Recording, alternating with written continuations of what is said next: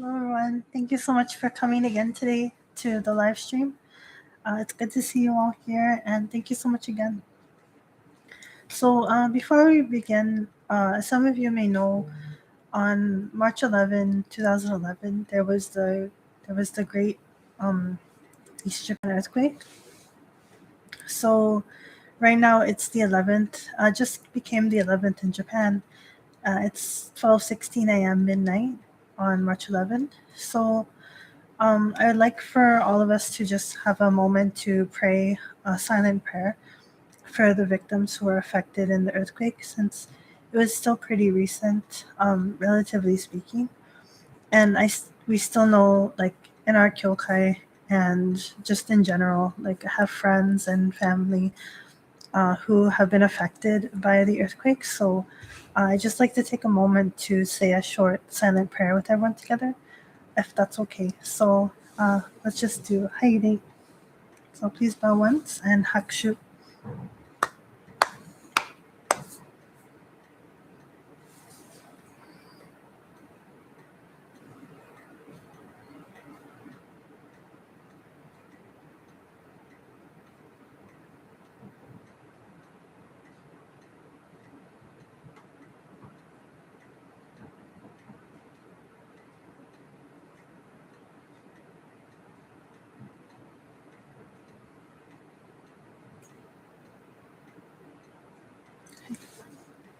Thank you so much.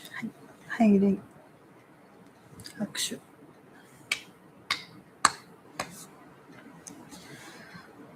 Thank you so much, everyone. So yeah, I just wanted to take a moment to just have that time, because we won't really have a meeting this week or like have a live stream in the middle. So I just really wanted to take the time to do it with everyone here today. So thank you so much. So for today's topic, I was thinking about a few things. Basically, I got an email recently from one person who I've been talking to, and let me just get the email here. Hold on. So basically, the email is talking about, like, how can we view like Tenchikan no Kami-sama specifically, because a lot of people who kind of come into Konko Faith, they're also kind of used to more like Christianity's viewpoint of God, and like the divine is kind of more like a grand, like not like in the polytheist sense, but like in the monotheist sense, like a grand, great deity. So we were kind of talking about that on the email, and my friend says, so they're a member of the Orthodox Church, which I have a little bit of familiarity with because of, like, my dad is Greek, so like I kind of had an experience with the Greek Orthodox Church a little bit. So my friend says that, like, I believe in a God who is a transcendent deity, who is also eminent, which is like means like they're like transcending the earth and like everything, and also eminent as in like present and everything. The eminent part interests me because I've become aware of philosophical pantheism, which, as far as I can see, takes religious feel in Shinto and Konko. It makes more sense to me, but it can be at odds with Orthodox Christianity. So my friend asks, is Tenchi Kan no Kami-sama both transcendent and eminent, or is this a wrong approach? So I thought it would be good to, I'll email my friend back, of course, but I thought it would be good to also answer it on the live stream because I thought it was a really good question.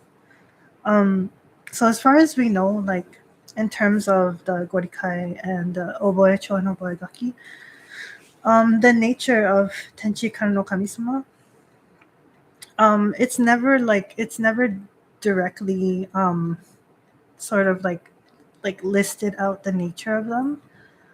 You'll see like descriptions and explanations as you read through the Kyoten. So for example, you'll see there's like a part where it says, like, this Kami-sama does not reside in a shrine. The whole universe is their shrine.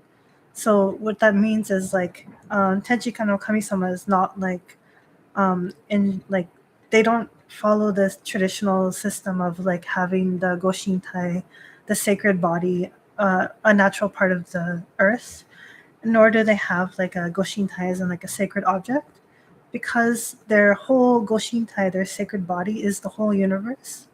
So what that means is like they have a different nature than the usual kami-samas we're used to. And there's some other things other teachings, for example, like if you pray, Tenchika no Kami-sama will hear it, because they're like Tenchika no Kami-sama is like a big spider web across the whole universe. So if you pray, then that's like something like moving on the spider web. So the spider will always feel it. It's kind of like this image of like no matter where you are or what you're doing, if you're praying sincerely, it will emanate through the universe and Kami-sama will be aware of it.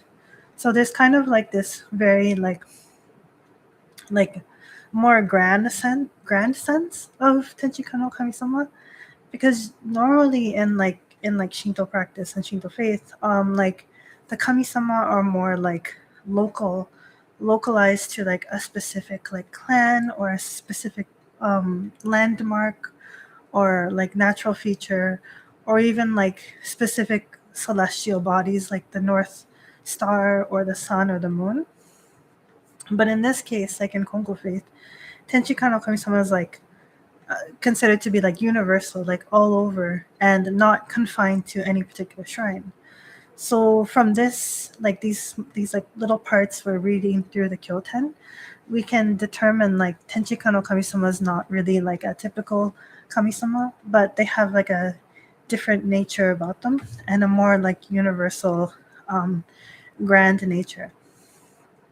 Uh, as far as like, so in that sense, what we can gather from this like nature of Tenchika no Kami-sama is that I would say that they are like, for example, my friend said transcendent and eminent, which means like no matter where you are or what time is it or anywhere, you can feel Tenchika no Kami-sama, and the fact that they are present in everything, even within our own bodies.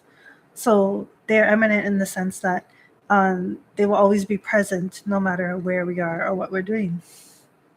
And I think it's very interesting because even if you're like far off in space, like like imagine if you could like travel like 1,000,000,000 light years away or something, you would still like technically be able to feel Tenchika no Kami-sama, because like there's nowhere in the universe that their energy is not there, because the whole universe is their divine body. So it doesn't matter if you're like on Earth or like on the moon or like somewhere in space, if we manage to survive one day. But Tenchika no Kami-sama is always there. So that's also pretty kind of fascinating and interesting to think about, because it's not really like the typical like traditional Shinto worldview. It's kind of more like, I don't want to say modern, but it's a little bit, but it's like more universal, So that's something unique about it. But as for like my friend didn't mention like about omnipotence or like power. But as in terms of like power of this kami-sama, um, in the Christian sense, like God, they have like they're like omnipotent, like they can will anything, they can do anything.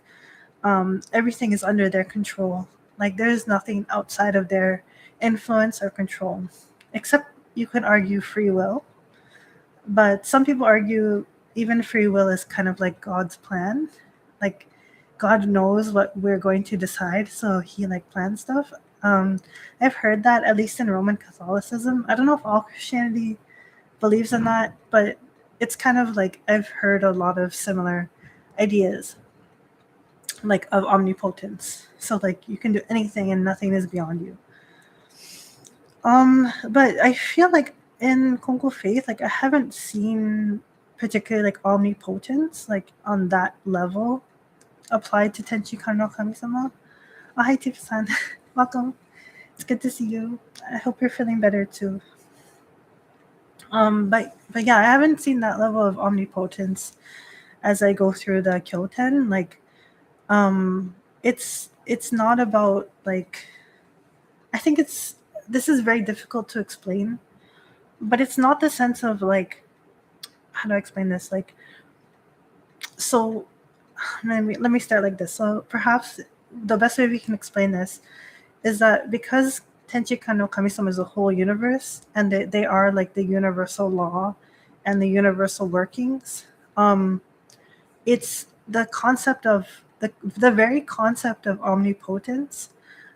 It doesn't really make sense in this understanding, because if Kami-sama can go against the laws of nature and like make anything possible, that would mean that they're going against their own like existence, if that makes sense. So like, it's a little bit of like a paradox in the sense that like Kami-sama is the universe and is the laws of nature and the workings of nature. So omnipotence in the sense of like going against that means like Kami-sama would go against their own like nature and their own selves. So it just doesn't really, it's like kind of like a logic error, I guess, in the Konko sense. I don't know if you guys don't agree, like feel free to say. But for me, like I kind of feel like Kami-sama works within the laws of nature and the laws of the universe, because that's what they are. So like the concept of omnipotence, as in like Kami-sama is like kind of controlling everything or like willing everything specifically, it feels a little bit like not really matching the worldview, I guess. But there is a belief that like, oh hi Terrence, yeah, welcome. But there is a belief that like Kami-sama can arrange things for us. So like if we pray for something and we hope for something to come true, then Kami-sama can kind of make arrangements within the laws of nature to make it happen for us. But it's considering like the laws of nature, the laws of physics, the laws of biology, etc., and also like considering people's free will, because in the Konko sense, like even though our Mitama no Kami-samas are part of like the divine whole, it doesn't mean that we are not individuals who have our own thoughts and our own feelings and our own free will. And sometimes that free will can become like corrupted in some people for any sorts of reasons. And then unnecessary suffering caused by people can occur. So it's kind of like complex like that. And I think it goes much deeper than I can even explain, because I feel like even though I tried to explain this, there's like so much I also don't know. And there's so much I don't know that I don't even know how much I don't know. So there's probably a lot of other factors that I can't even fathom, that mean that, in other words, like for example, if some people ask like, why couldn't Kami-sama heal my illness, or like why did this illness happen, or like did Kami-sama make this illness happen, or why didn't they heal it for me? Like I feel like there's various factors, and that is very tied not only into like the spiritual sense, but there's also like a lot of biological factors. The easiest way I can explain this is like none of us can escape death or aging. So eventually all of us will age and die. And nobody can stop that. Even if you pray to Kami-sama, like, I don't want to die, I don't want to die. Unfortunately, Kami-sama can't grant that wish, because we all will have to die. Even like stars and planets will die. So like this is like a rule that even if in theory Kami-sama is omnipotent enough to stop, um, they would not stop this, because it needs to happen. Like death is a part of life, and it's a part of cycles that we have to accept, and a part of like the workings of this universe. So it's less like, even though Kami-sama would feel sorry for us and want to help us in this sense, like of course, like like Kami-sama understands death is scary for us, but also Kami-sama can't go against that natural order and natural law to stop death for us, if that makes sense. So it's like omnipotent.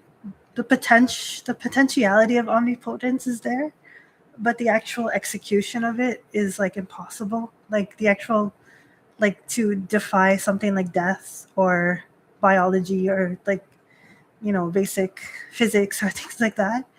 It might be in theory possible for Kami-sama to do that, but Kami-sama cannot do that realistically because it would cause all sorts of like various problems and issues that we as humans might not be able to fathom how bad it would be or what balance it would upturn, or it would probably not even, like, we would probably lead to our own demise anyway. So there's a lot of things like that to think about. I mean, we kind of explore this in like stories and stuff. I remember reading a story where like seeing a story where like immortality was achieved.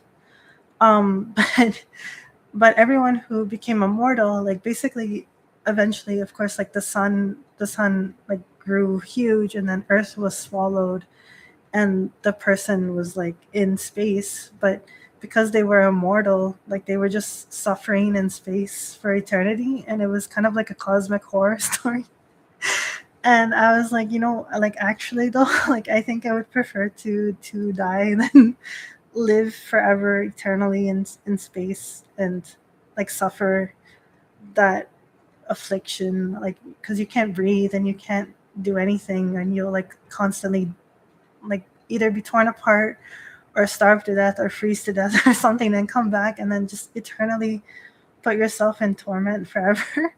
So yeah, that kind of cosmic horror story was very like shocking for me to read, but then it teaches you the value of like why like why everything needs to die, and like there should be cycles of life and death rather than like just straight physical life eternity.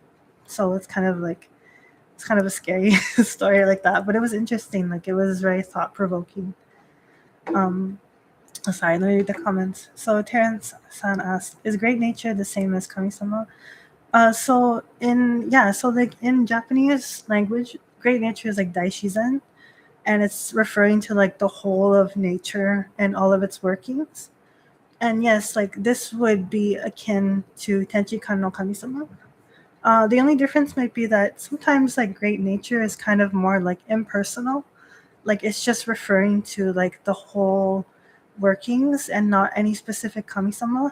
But you could say like great nature, like daishizen, is kami-sama's body, goshintai, but like tenchi no kami-sama is like the consciousness behind the great nature and that working.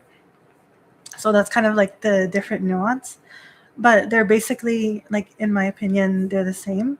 Just like, again, like great nature is more like the body, like the physical workings and where kami-sama is dwelling, and then tenchi no kami-sama is like the consciousness that is like behind everything. So, and it's not to say like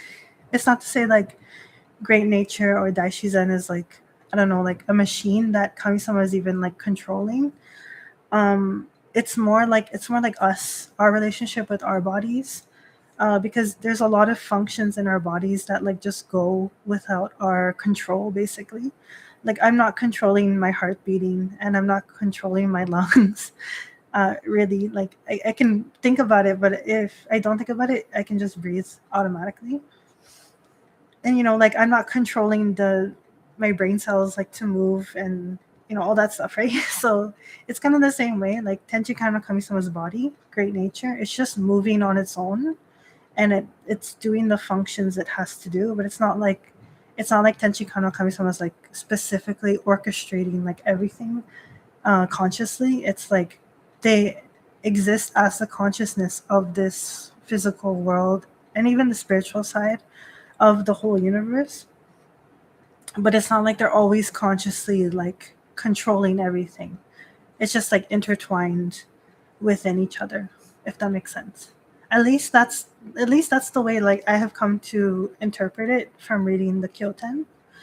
That it's not like Kami-sama is like a lord and he is, commanding everything.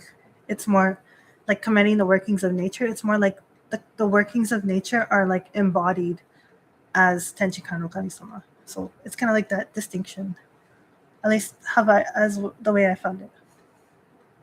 Um, Michael says that sounds really bad, but hey, you can still wait for another Big Bang. Oh my god, no, that would be scary too. Can you imagine just like living in space, immortal forever, suffering eternal torment forever, and then finally like millions and millions and millions, I can't even fathom, until another Earth evolves, and then finally another human evolves, another alien evolves.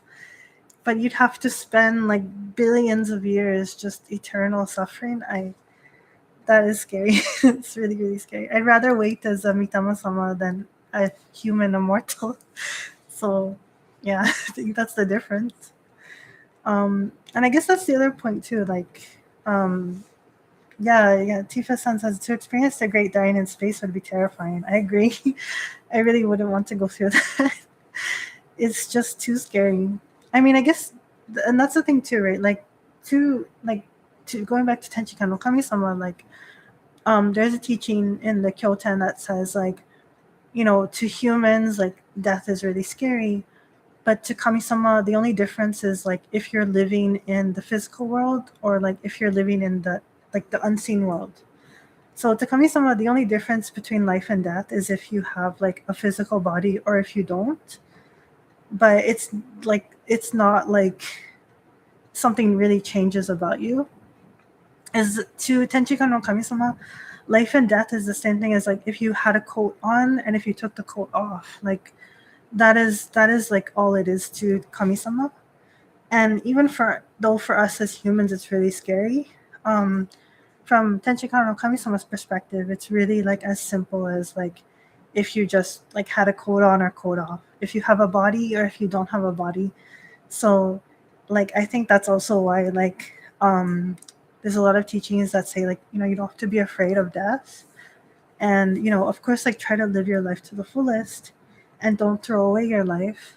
But if you do come to have to face death and grief, just like don't worry so much about like the afterlife kind of thing. Like are they okay, or like are they in like like people back then, they had beliefs in like Buddhist hell and like reincarnation and so on.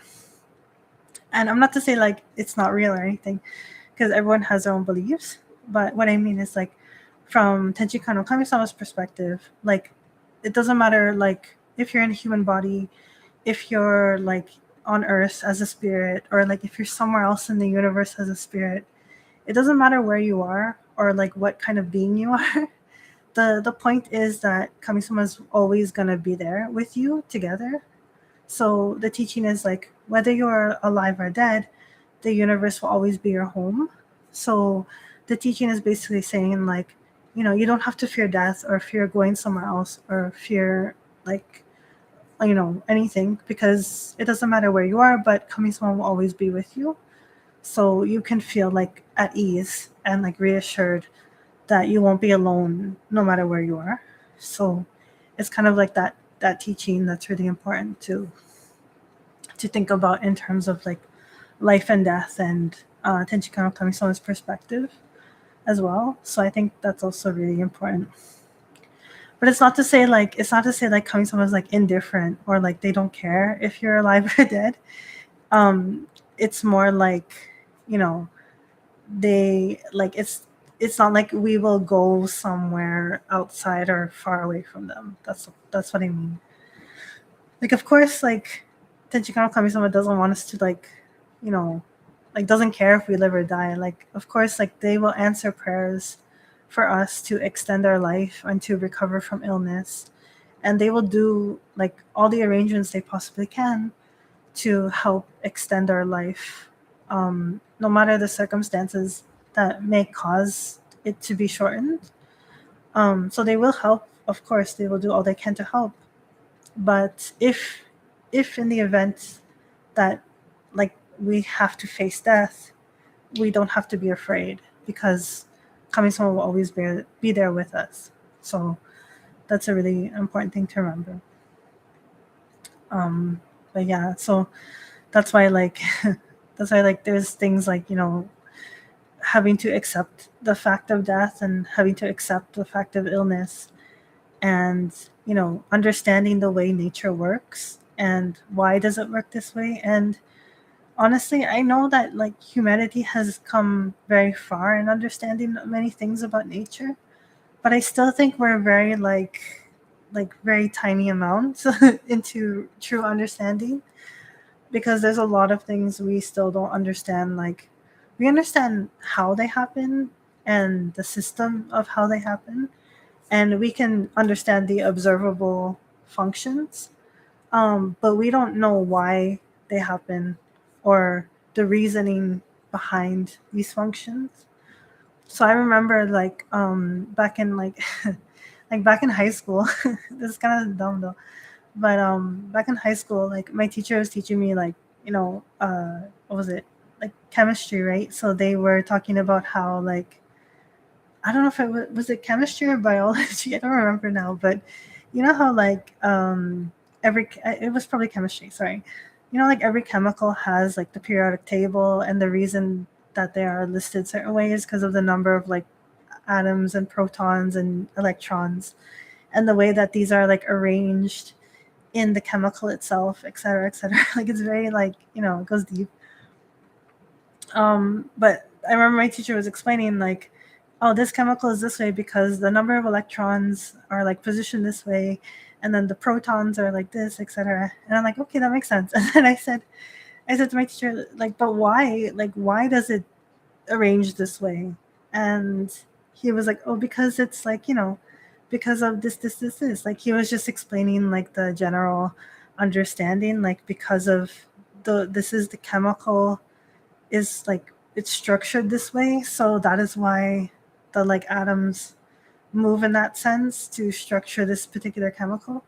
And I kept trying to ask him like no, I mean like why does this specific pattern form to form this specific chemical like from the beginning, like the beginning. But then he realized like, oh, like we don't know why. And I was like, oh no. And then you start to like feel like that kind of like not existential dread, but that kind of like, that deep feeling like where you start to wonder like, what is this world? Because it starts to get weird when you kind of go like the farther back you go into studying science, the more you kind of feel like a little bit like intimidated by the universe and like how everything's working, because there's a point where you don't know why it's like that. So you have to like, it's like this part is all like, this part of the house is all lit up, and then the back part, like the basement, is all dark and unknown. And you're like, it's kind of spooky. So like there's a lot of things like that in science discipline that we still don't know about, like like like right now they're trying to do stuff like experiences with consciousness and beings. So I remember reading like some guy I don't remember, sorry, I don't really pay attention because like I thought the whole thing was very like disturbing to be honest. So I didn't really want to spend time to read about it because I was just trying to have a break. But it was pretty disturbing because like some person like was putting like brain cells in a petri dish and like making the brain cells like play Doom or something, like play the video game Doom. And I think it was just a matter of like using the biology of the brain cells and how they function in order to manipulate their functions to like use them in a way to play Doom, I guess, like to figure out the functions of the game and how to play it, etc.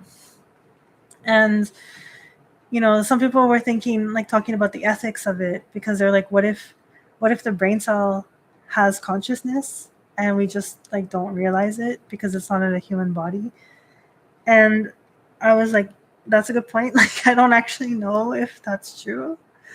um And it was kind of creepy because people were starting to think like, what if you like become conscious and you're just in like someone's computer, like because of the brain cells, like if they do contain consciousness, that and then you're like put into a computer, so then you're just like you're the ghost in the shell, I guess.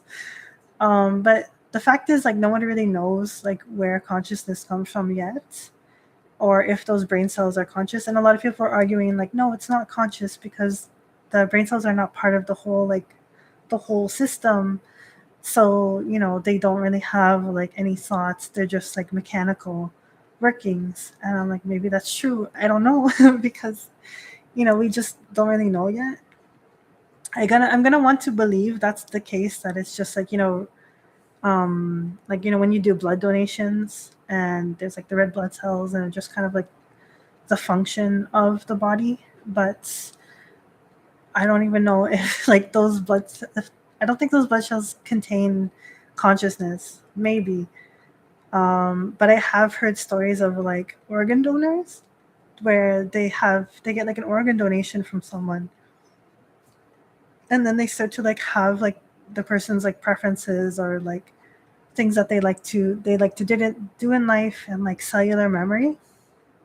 So I don't really know, honestly. It's very interesting to think about like where is the line between like the meat, like the biology, and where's the line between like the consciousness, and where's the line between like the consciousness and the mitamasama. So like, where's like where's the line? Like none of us know, right? So not just us, but you know what I mean, like in science and stuff. So we don't really know yet, and it's kind of creepy to think about. But at least from my perspective, like I fully believe in Mitama no Kami-sama because like we've just had so many consistent observable experiences with the Mitama no Kami-sama here in this kyokai. Not just in my own life, but like because like when it happened to me, I was like, oh well, it's just me like being like delulu, like just like delusional, and I'm like wishful thinking about spirits and stuff, right? Or maybe I'm crazy, and I don't know. But like here in the kyokai, there's perfectly like people who are like way more intelligent, way more wise, way more like level-headed than me, to be honest. And but they have experiences with Mitama no Kami-sama, like undeniable experiences and like situations that happen to them. And like even I like there's no way I could deny what happened. And there's like consistent stories and like consistent patterns. It's not even as simple as like I had a dream about my loved one, or like I don't know, I felt like I had a sign because I saw a butterfly, like kind of very like general signs or experiences. But I mean like very specific situations. For example, there was this one time where like I forgot, well there's so many examples, but like I'll just like I don't want to like say something like a personal story that shouldn't be shared. So I'll just give an example of like a like a story based off a true story that happens here, or like a typical pattern. So like let's say I don't know, like the person will always be like in their either like 50-day transition period of the Mitama no Kami-sama, or like from the time they passed away to 1 year. Like this 1 year period, and especially the 50 days are always like full of a lot of like activity or like signs or like things like that. So like for example, I remember like just to base off a story. So like for example, like I'll just say my story because why not? So when my mom was sick, um, every night at 2 a.m. something weird would happen, and I don't mean like lights flickering, but I mean like something crazy. Like one night, this was about like a week before she passed away. Like there was like a huge thunderstorm, and like there was no weather report about it. And the thunderstorm was like right, I feel like it was like right over our house, honestly. And then it knocked out a power line, and the whole apartment went dark. And it was like exactly at 2 a.m. like on the dot, like not even 2:01, not 2:02. It was 2 a.m. on the dot. And I had to go like because my mom was on oxygen machine, so I had to go like because she was on electric oxygen machine, so I had to like go and switch it with like the tank. So I was like, I was like panicking, running, and it was just like really crazy, and like it was just out for like the whole hour. Everything was okay though, thankfully. But it was just like really like crazy. And then since that moment, like for the whole week, every night at 2 a.m., something weird happened. So like another thing that happened the next night was that um like at 2 a.m., like the fire alarm went off like in the apartment. And it was like again like right at 2 a.m., like on the dot. And like it was like and like everything, like everyone was panicking and trying to get out. And I was like, Mom, what do we do? And like she's like, just wait, just wait. So we just kind of waited and like looked out the balcony, and like everything was okay. But it was like weird again. It was like 2 a.m. Then again, like the next night, again at 2 a.m., like there was this like weird like cold air that like came in the apartment. And my mom was like saying like, Olivia, where are you? And I'm like, I'm right here. Like I'm like right beside you. I'm sitting beside you. And she's like, no, like she's like, where are you? Like I don't see you here. And I'm like, where are you? And she's like, I'm in the bedroom. But she was in the living room. And I was like, what? And that's so I go to her bedroom, and I was like, Mom? And I was like, hello? And then she was like saying from the distance in the living room, she's like, oh, I see you. And I'm like, and I was confused, and I figured like maybe it was like she was having like an out of body experience. I don't know. But again, this was like at 2 a.m. And then the next morning it got weirder. But it wasn't at 2 a.m. But it was still like, it was getting weirder and weirder and weirder. And like every night at 2 a.m. something happened. And then, like, there was like another night she like had a situation, and it got kind of like more intense. But basically, like, what happened at the end was that like when she was like after like a week of this, and then the Monday after the week, the doctor came to visit her to see how everything was. And then she had a situation, and then we had to take her to the hospital. And she was in the hospital for a few days. And I don't really know what happened at 2 a.m. in those days, but I do know that when we were able to visit her overnight, um and the day that she would pass away, I was staying there with her in the room. And it was getting later and later, and I kind of felt like I had to leave. Like I felt like from my mom, like she wanted me to leave the room, but I didn't want to leave the room because I didn't want her to be alone. And like I was in a conflict, I didn't know what to do. And just when I was like wondering what to do, I was like, maybe if I just like go to the washroom. But that didn't work. Like I still felt like I had to like leave very far away. Like I don't know, it was like a weird feeling. But just I was like praying to Kami-san, like, Kami-san, what do I do? Like I don't want to leave my mom, but I think she wants me to leave, but I'm like, I don't know what to do. And like around like 1 a.m., one of the nurses came in. She was doing her rounds, and she was like, oh, you must be super tired. Like let me get you the like fold out bed. And I was like, oh no, it's okay. I don't need it. And I'm like, I'm fine. She's like, no, let me get it for you. And then so she brought in the bed. And then it kind of clicked to me. I was like, oh, like maybe if I sleep, I'm technically not here. Like my consciousness is not here. So maybe if I sleep, then I won't technically be here, but I'll still be here. So it was like a loophole, I guess. It was like such a crazy time.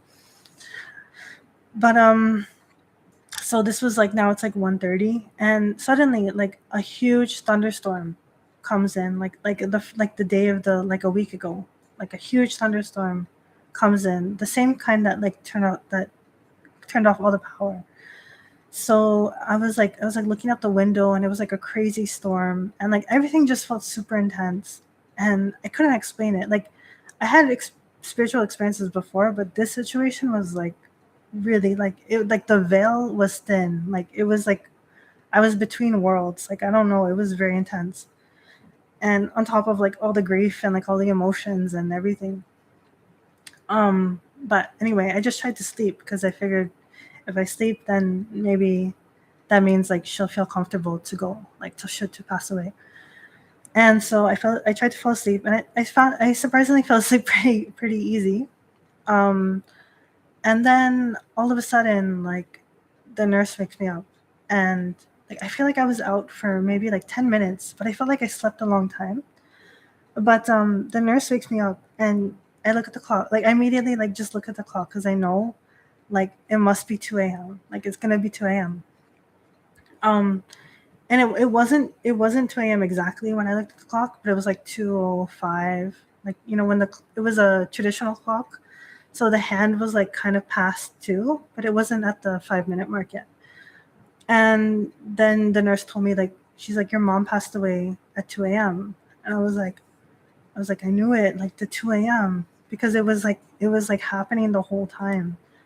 And I was just so like, I was like shocked, but I knew, because it was kind of like, I don't know, as if like the unseen world, like Kami-sama, like the Mitama-sama, were like telling me to like prepare for 2 a.m.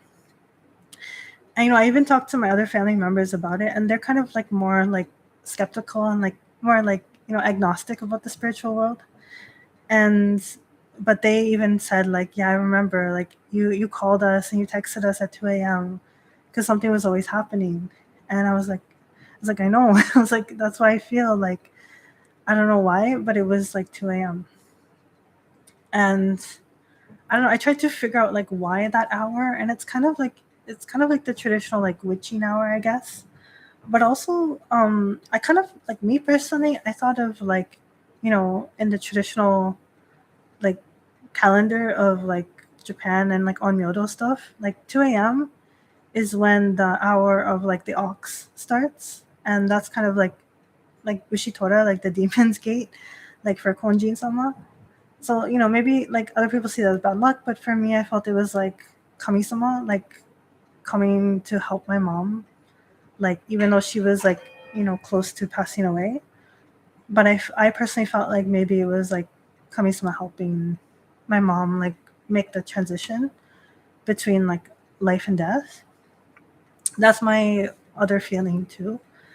But also, I feel like, at that time too, like the veil is very thin, and yeah, so it's a very intense situation.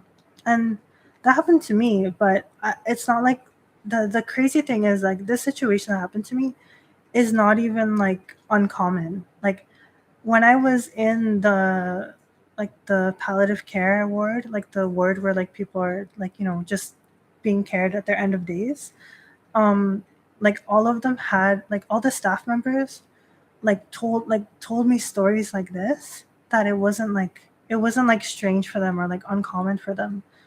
They knew as well. And I still remember this one nurse, like before my mom passed away, this one nurse, he kind of just came in, and he had like this very like intense like aura. I don't know how to explain it. He would like almost seemed like he wasn't a real person. Like, he seemed like a spirit, but I knew he was a real person. But just his feeling was so intense. And he was like, that he's like, that they can like hear everything and feel everything, and it would be good if you play their last song that they loved in life to them. And I was like, oh my gosh. And I remembered that like my mom wanted me to play a song for her when she was like passing away. And it kind of felt like he was like a messenger too. Like, I don't know, like, I sound crazy when I retell it, but it made the most sense it possibly could at that time. And I don't know, it was not like the typical like, ghost stories, like haunted house. It felt like very real. Like, it felt like this is like a truth in life. Like, when we're so close to the edge of like life and death, like it just becomes like this. And you know it felt like that. Like, I don't know, it felt like it was like real. I can't explain it. um but again, like, it wasn't just me who experienced things like this. It was like so many people in the palliative care, and now so many people here in the kyokai who, when they talk about their last moments with their loved ones, they have so many similar stories and like similar like patterns that happen that are like unexplainably like true. And And I don't think it's like I think to call it like a ghost story or like a haunting or like I don't know, like that sort of thing, it feels like it's dumbing it down to what it really is. And I think it's like the truth of it is like for me personally, of course I believe in Mitama no Kami-sama, like to me that's a fact, but I guess I feel like I want to understand like how does the consciousness and like the body and the Mitama, like how do they all connect? And like you know what I mean? Like I think there's just so much we don't know. And I probably feel like we can get to a point where we can scientifically understand it because it's so observable patterns. Like even if we can't observe the consciousness outside of the body, there's definitely something happening. Like, and I don't know, I can't explain what it is, but you can like see the phenomenon like constantly appearing. So I feel like it has to be a truth because it's not like a rare thing or like an unusual or like you know what I mean? Like it's very like common, and like everyone who works in palliative care or like elderly care, they all can say like the same kind of stories. So I try to think about like that. Okay, but thank you for listening to this story. So yeah, and then so just for context, this happened back in 2021. So it's been quite a long time. Like it's been almost like half a decade. So I'm kind of like slowly getting more like processing everything that happened, and I'm okay to talk about it. And I think it's important to talk about too because again, like I'm not the only person it will happen to, and we're all gonna have to face this someday. So I think it's good to share and talk about it and not like make it like a mysterious or scary or like obscure thing. Like I think it's good to just talk about it and like share information and stuff.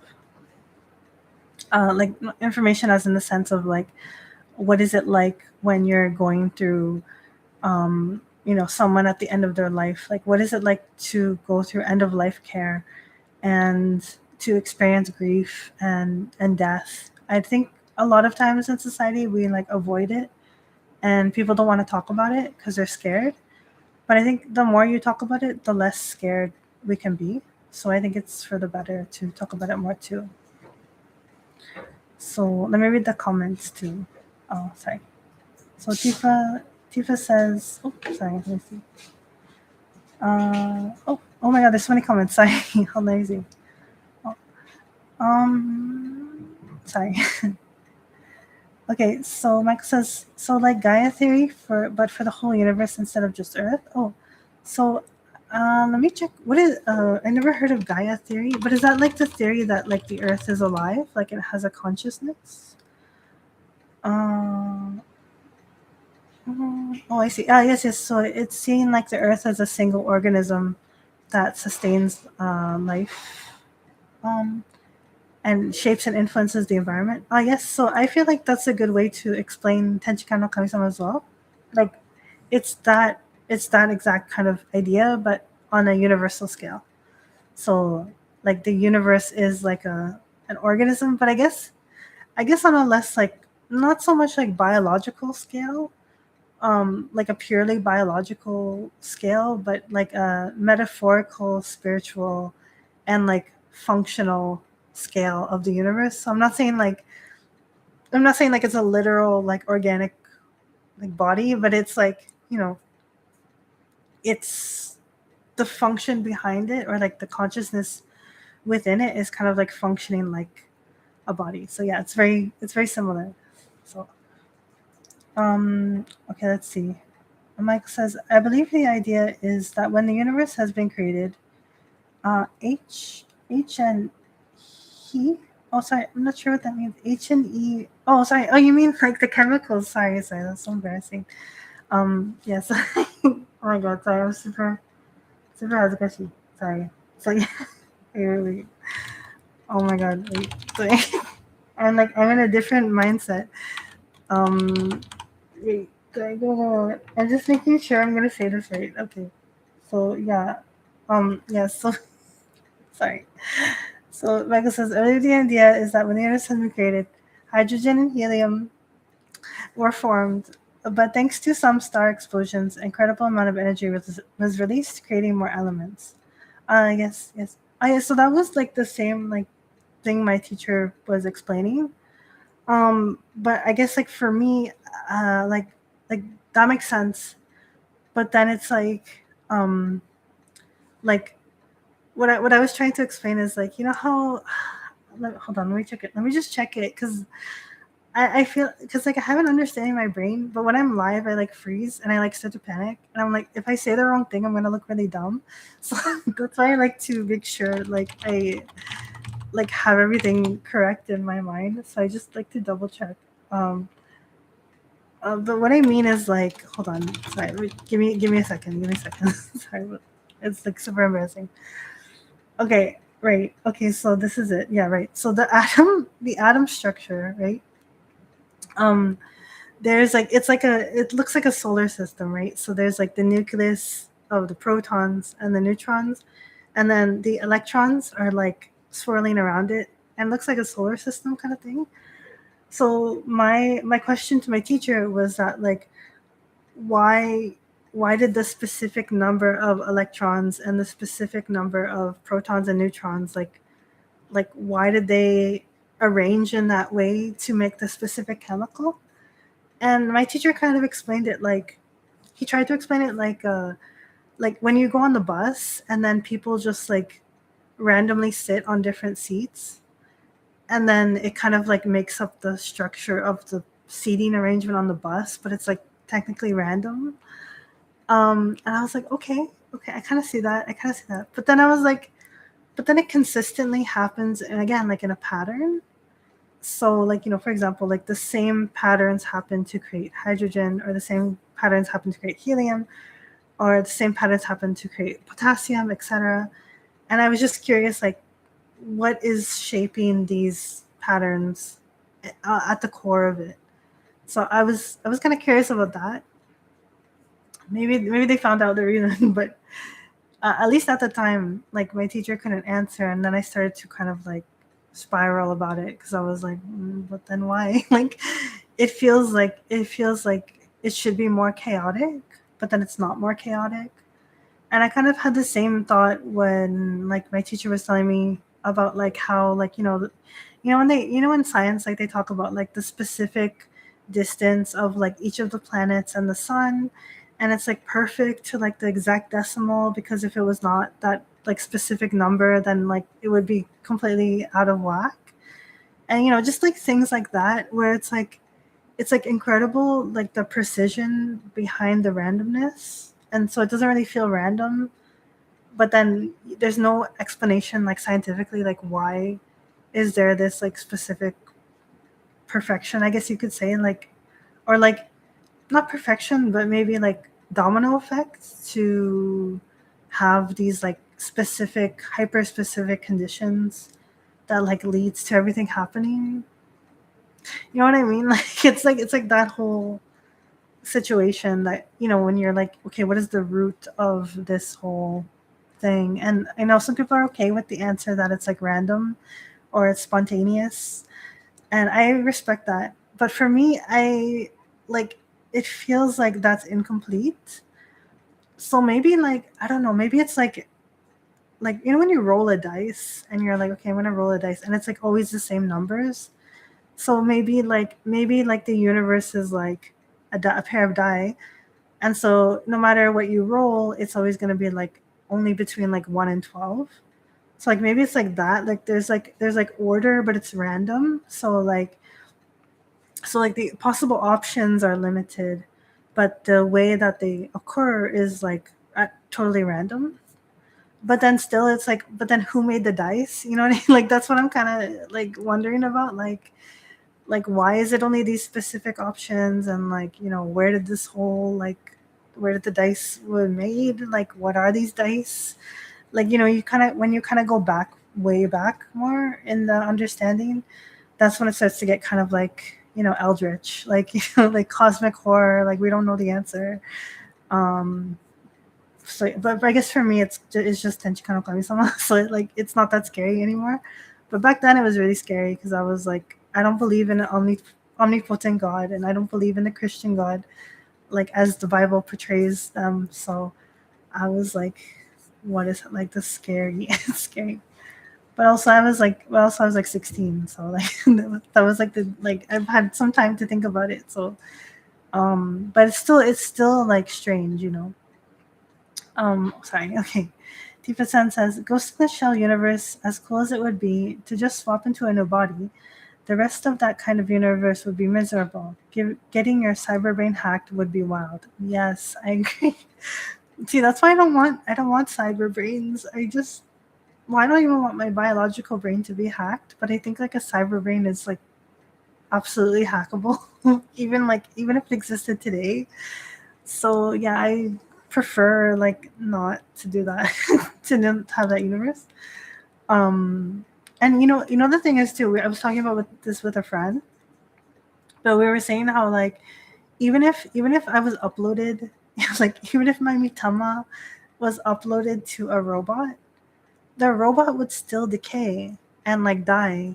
And I would argue it's even more unreliable than a biological body because like because like the amount of times like cars and motorcycles and like computers need repairs and they have a shorter lifespan than a human body.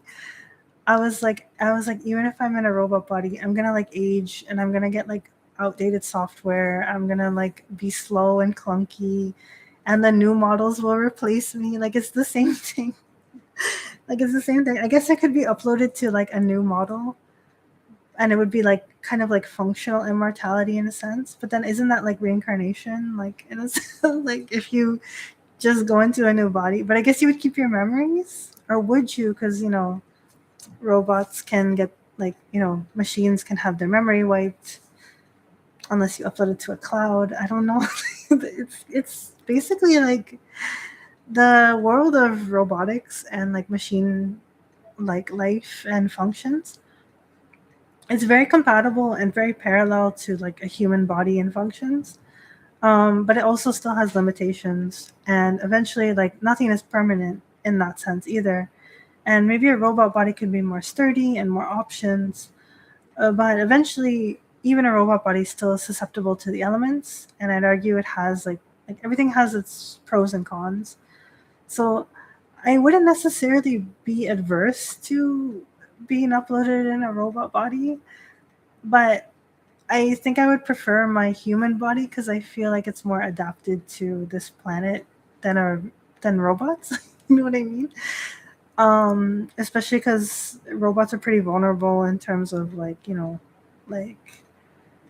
how would you power supply issues, batteries. What if there's a solar flare?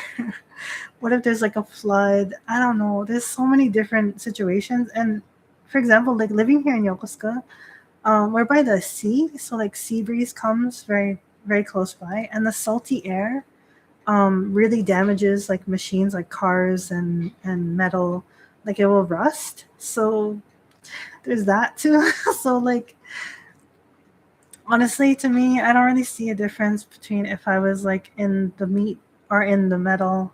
I think it's all the same at the end of the day because everything will decay and everything will die.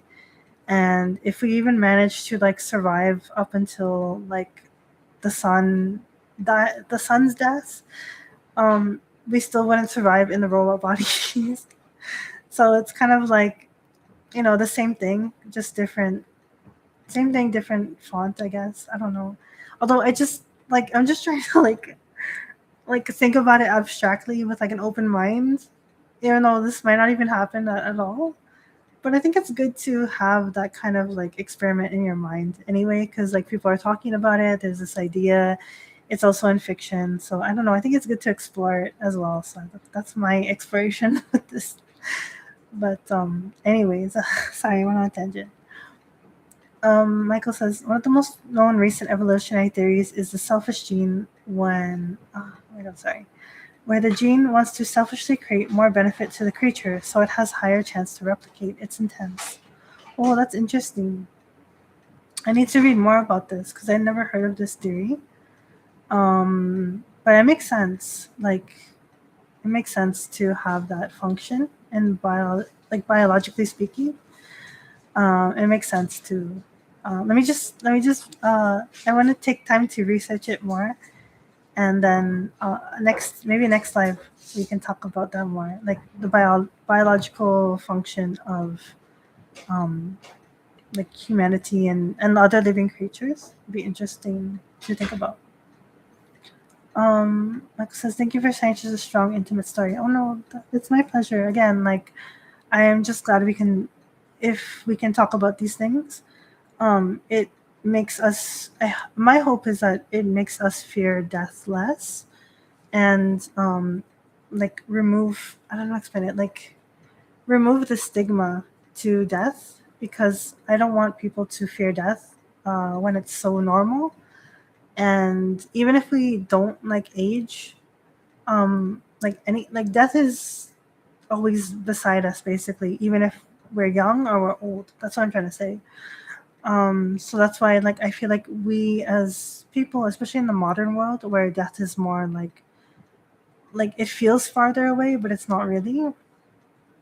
The more we kind of think about death and expose ourselves to stories about death and passing, I feel it's important because it makes us have less fear and less anxiety and more understanding towards it and more acceptance, because like nobody can escape death. So I think it's important we don't try to avoid or ignore that truth. So I'm glad to talk about it, and thank you so much for listening as well. Thank you.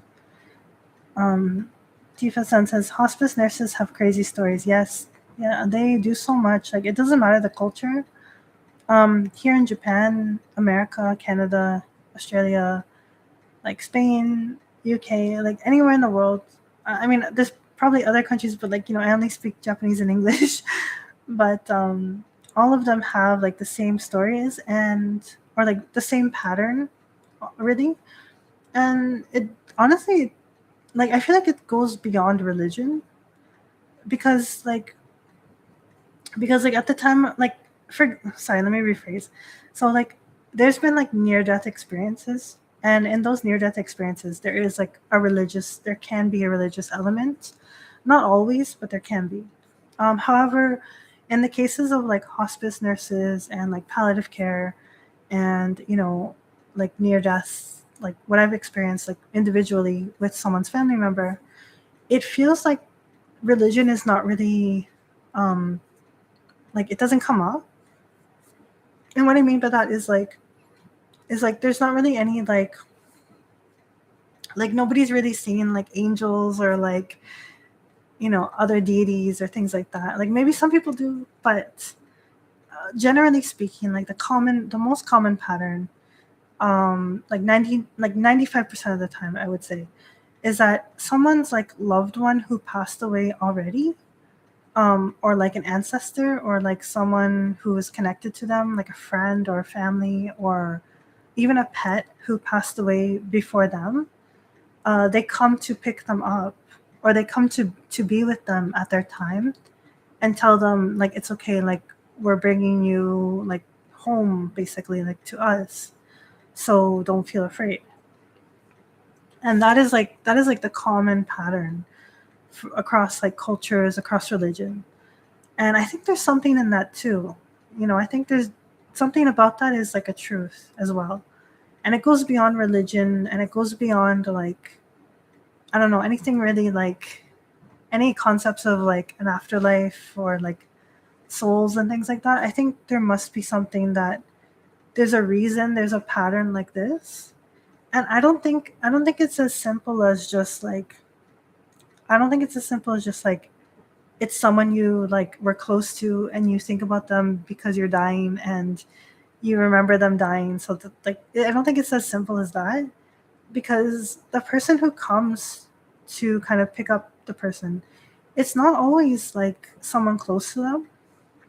Like it's not always like the husband picking up the wife, or like the child picking up the parent, or the parent picking up the child. Like sometimes it's like a random like person they never heard of before, but they know that it's like their relative.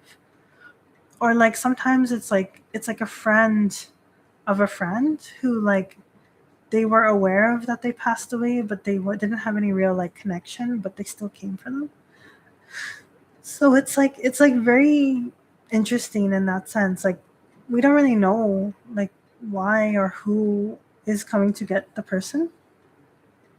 And honestly, in my case, like I didn't really see like or feel anybody like when my mom was passing away. Like she didn't talk about like anyone like seeing anybody or like any relatives. And even though like my grandma had passed away, so my grandma passed away December 2020, and my mom passed away September 2021. So there's only 6 months really between.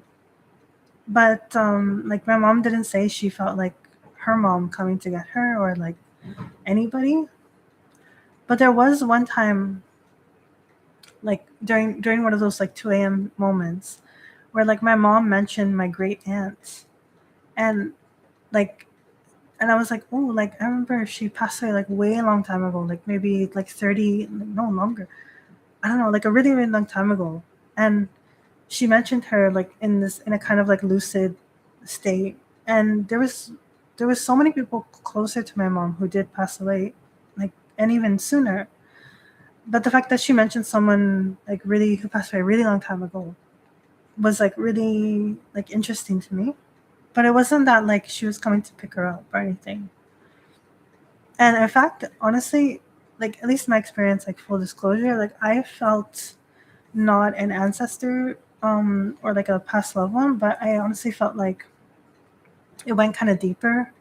At least in our case, like I felt like like really old, like really like ancient world ancestors.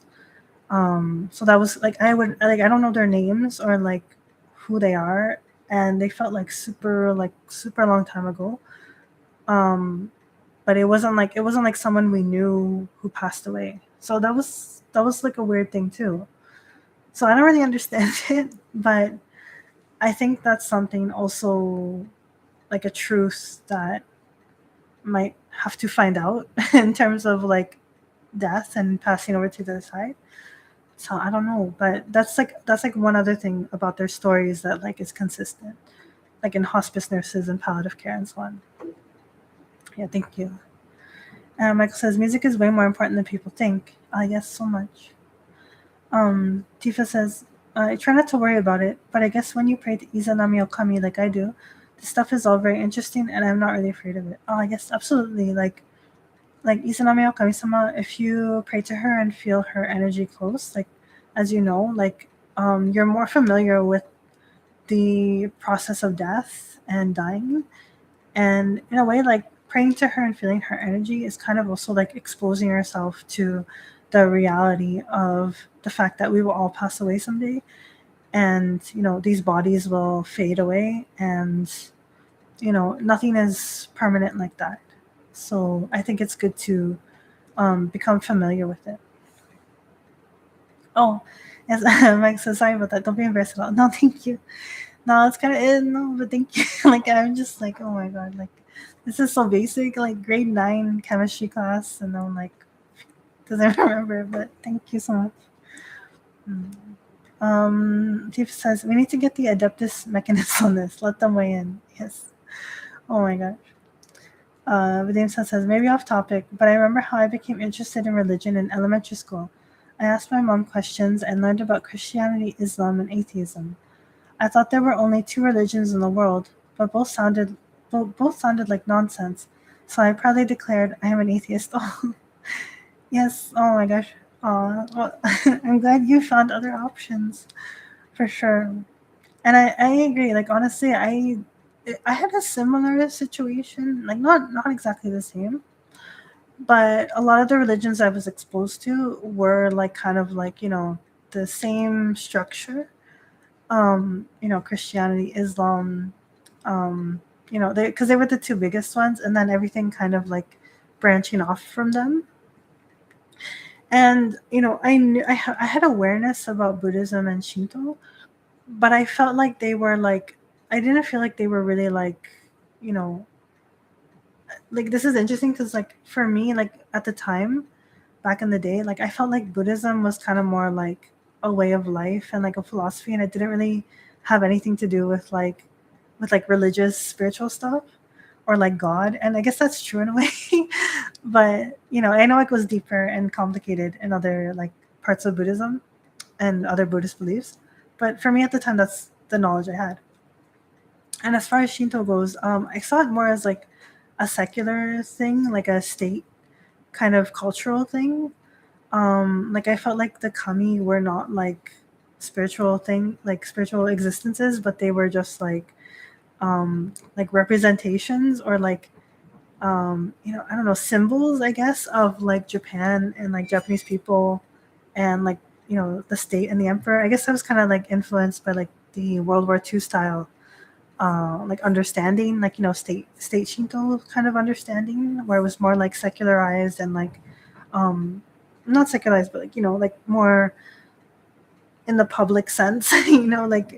Like shrines existed for the country of Japan, primarily, and not necessarily for like personal worship. Like it was more of a government state thing. So that's kind of was my like impression back then. So I didn't really see it as like a religion until I met Konko Faith, and I was like, okay, now like I now I'm seeing like it actually goes deeper. But until I knew Konko Faith, I was like, I don't know, like I don't really feel like any connection to these. And that's why I kind of went back to like the ancient religions. I tried to like research more and see like, oh well, like these ancient people pray to these gods, so maybe these gods like still exist, and maybe I'll try to pray to them. So that's kind of where I kind of went. But yeah, it's really like nowadays it's really hard to find, like if you're not like kind of like exposed to religious or spiritual knowledge, it's very easy to just kind of see like when you say the word religion, a lot of people just associate it with like Christianity or Islam or Judaism or like I would say Buddhism in a way, but usually it's like the big ones, right? So and then people say like there's not really anything else. So that's kind of problematic and concerning, but I hope we can get more information. And honestly, I do have to give thanks. I have to give thanks to my grade 11 religious teacher because I went to Catholic school, but this teacher was so cool. He made us learn about all the religions of the world. Like he actually got into everything and like explained everything, all the different religions and all the different beliefs. And he didn't really go too much into Shinto, but like he went about Hinduism and like Taoism and like everything, even like native religious beliefs in Canada. So that was really cool of him. And it was thanks to him I kind of got more interested to try to like understand more, like deeper, and try to like explore religion more. So I gotta give a shout out to him wherever he is. I hope he's doing good. That was like 15 years ago. So I'm kind of like I'm old. So, but it was good. It was good. I missed that teacher. I don't think it was grade 11. Sorry, I think it was like grade 10. I don't know. It was in high school, but he was a really cool teacher, and he taught.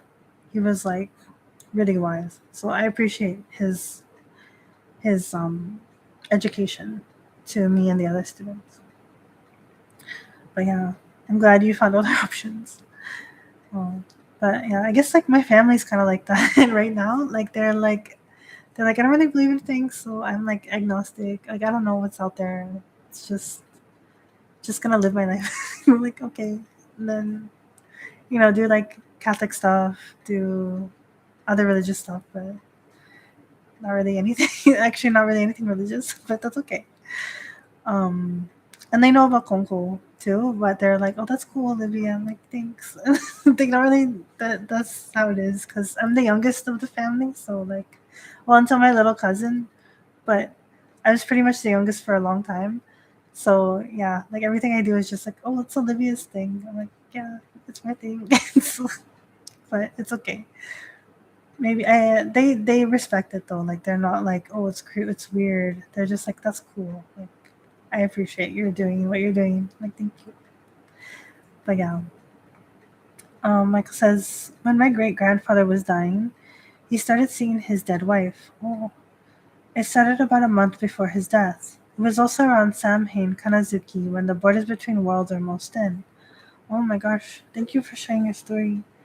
Yeah, see, like I feel like that has to be a truth. Like there's gotta be something, like there has to be something, because it's like I can understand if it was like a one-off thing, or like maybe sometimes it happened, but like it's so consistent across cultures and across time. Like even from like ancient times, like people had same stories. So I feel like there has to be like, it would be like, to me it would be like illogical to think that it's just like a coincidence, or like it's just like something in the brain biologically, because it's just so consistent. And it doesn't matter their religion or like psychology or like illness, like it's just like the same thing. It doesn't matter. So I don't know, I feel like there's something there, right? I guess that's kind of why I like the Konko Faith and the Shinto viewpoint, because like the viewpoint in Konko is that, like, we don't go anywhere, we're just like Mitama no Kami-sama forever, like in the universe. So if that's true, which I feel like it, there must be some truth to it, even if it might be more complicated. But I feel like this is a core truth, that in that case, like if someone is going to pass away to the unseen world, then yeah, like the Mitama-sama, the ancestors who are existing for like eternity now, they're gonna be like, like I don't know, Olivia's gonna pass away. Like let's go see her and like help her out and like bring her here, because it might be scary. So like I think that is something, like I think it is a truth, honestly. And I can't explain why, and I know that makes me look really dumb, but I have this like conviction in this belief because of like what I've like experienced directly. So it's like an empirical like belief from my experiences. Even if I can't like prove it, I just feel like there's something, because it's just like it feels illogical to say that there's nothing. It doesn't fit. It doesn't feel right. It doesn't feel right. Um, Okay, so let's see. So Tifa says, I had dreams about my grandma seeing her mom and dad, and then when she was actually dying, she said she was seeing her mom and dad. I sat with her for 20 minutes and felt the vibes, and something told me she was going to be okay. Oh, I'm sorry you had to go through that, Tifa. Mm. But I feel like that's true too. Oh, oh my gosh. Terrence Sun says, just a short while before she died, my grandmother fell asleep in an armchair and shouted out, I'm coming, father. Oh, that's really intense, and thank you for sharing, Terrence and Tifa. Like, yeah, see, these are stories. Like, I feel like it's just universal. I just feel like there's something to them, and it might be a little bit like heartbreaking or like intense to feel and see, but I don't think we have to like be afraid about it. I think it's like really, it's evidence of our the power of love, and how that bonds us to others through our life. And I don't know, I think it's like it's very powerful. Oh, sorry, YouTube did the thing where it skipped a comment. So like it says, it may be psychological pattern. The mind starts slowly shrinking into the strongest feelings, which is hopefully love. Oh yes. Like I feel like I honestly, okay, like let me so like I feel like it could be both. Like to me, I feel like there must be something beyond the biology, just because of the situations I've experienced. They don't always like match with the biological only theory. So again, like for example, my mom, like the person she was most attached to, and the person I would argue, like she like really really loved, like almost like aside from me and my sister, but she was like her mom, my grandma was her world. So my thought was that she would see my grandma, because she had been thinking about her this whole time, especially she was grieving, she was grieving her passing just from 6 months ago. So I was convinced that she would like see her grandma, like sorry, her mom, my grandma, or like another relative who had recently passed away, and she was much closer to them.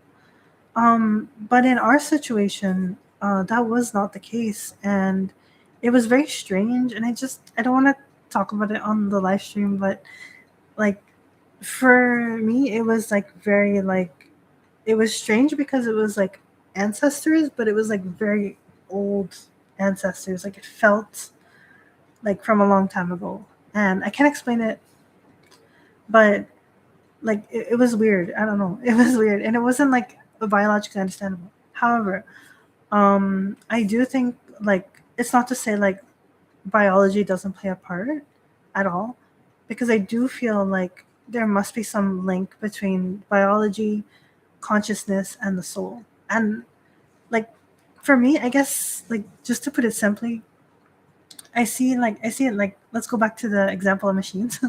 So like, biology, the meat, the flesh. This is like, if it was a computer, it would be like, the metal, the parts, the wires, etc. Sorry, let me take a drink. It's very dry. Hold on. So that's kind of like the biology, like the meat, right? And then consciousness to me, like like instinct and desires and survivals, the desire to survive, and like very like I guess you could say like animalistic consciousness and human biology. I feel like this is actually more like a software.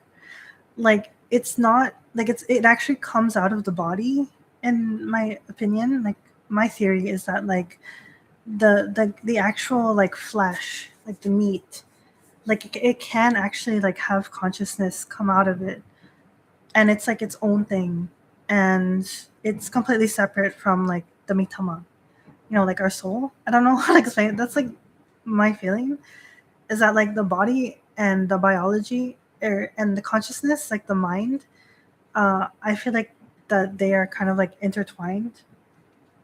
And the reason I feel this is because like I know that the reason I feel this is because like I go through like issues with like PTSD and like CPTSD and mental illness, etc.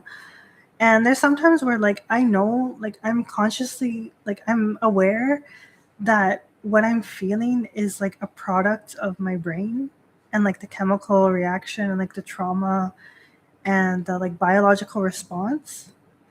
And like I feel like upset and anger and like fear. But then there's like a part of me that knows or like is aware that this is like happening on like a medical level. So it's like it's not like all of me is feeling this way, but like biologically I am. But then like I guess my mitama is like aware of it.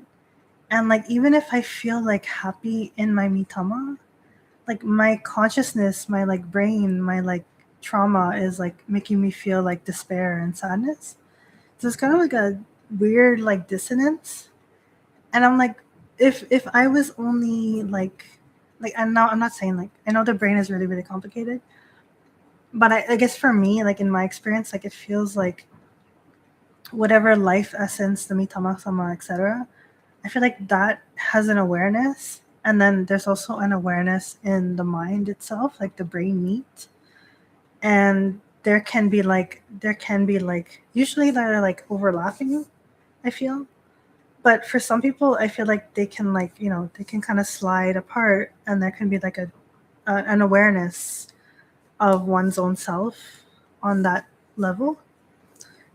So like for example, um I've heard stories of like people, well, even my own story of like near death experience, but I'll get to that later. But like people have had near death experiences, right? They have moments where like they're watching themselves, like they're watching themselves panic and like scream for help and like be super afraid or like reacting a certain way. But like they themselves out of the body is like calm. So like if there is a mitama, well, I believe there is, but like in a scientific sense, if we think about the theory of mitama, I guess, that would mean that there is a consciousness in the body still alive and panicking because it doesn't want to die, because it's a living organism. But then the mitama is like beyond that living organism, so it can stay calm. Maybe. I don't know. But it could be complicated like that too. Like it could be like biology, mitama, and like the consciousness, which might come from the biology. Like all of them are like intertwining, and like we don't know how they're exactly connected. Um, but it might be that like, oh hi Raisan, welcome. It might be like that. Like there's this weird intertwining of like consciousness and like mitama and like biology. So oh wait, let me just before I go into the thought, let me read the comments. Hold on. So Terrence says, oh, sorry, no. Terrence says, when I reached 80 years, I woke one day and realized I was agnostic about postmortem survival. And it's quite a relief not to worry about this. Oh, yes. I'm curious, would you like to expand like your thoughts about it? Like I'd love to hear, and if you want to share with everybody, if not, it's okay. But I'd love to hear like your thoughts and like how you came to that feeling. Like I really want to. I'd love to hear if you're willing to share, but if not, please don't worry. But yeah, I would love to know because like of course like I'm like I'm only like 30. I'm turning 33 in April, so it's like nothing. Like I've been on Earth for like I'm like I'm like old, I guess, but I'm also like I'm still tutorial mode, so or like no, I just came out of tutorial mode and now I'm trying to like live a proper life as much as I can. But so yeah, I would love to hear your wisdom and experience. So thank you so much. But just going back to like on the topic of near death experience. So I think I told this story before, but might as well just let's get into it. So like basically, when I was like 7 years old or so, I was going through swimming lessons at the pool, a local community pool, nothing special. My mom and dad, they wanted me to learn swimming because they're like, it's important you learn to swim because what if something happens, etc. But me personally, I never liked swimming. Like I just really didn't like it. Like about it made me anxious and nervous, and I was behind in my classes, and like everything was a problem. So, but I was trying to go to the swimming lessons. Anyways, one day, we were on the lesson that was diving, so we had to learn how to dive into the water and come up, and it was pretty simple. I was like 7, so like everyone was pretty aware, but like for some reason I was not. So, um, and one thing to note, I don't think I usually say this in this story, but before this moment, I couldn't like use my body. So this sounds weird, but I had a problem since like I was conscious, in that like I couldn't properly like use my body in the sense that I wasn't able to breathe out of my nose and like chew at the same time. So like when you're eating food, you're like, and then you can breathe out of your nose, right? I wasn't able to like do that. And my mom thought it was like my adenoids, which is like this organ like deep in your face, and I actually got surgery to get them removed. Um and that helped me breathe better a little bit more, but I still couldn't like chew and breathe like I because I like my brain didn't know how. It was really weird. So yeah, it's kind of embarrassing, but it's true.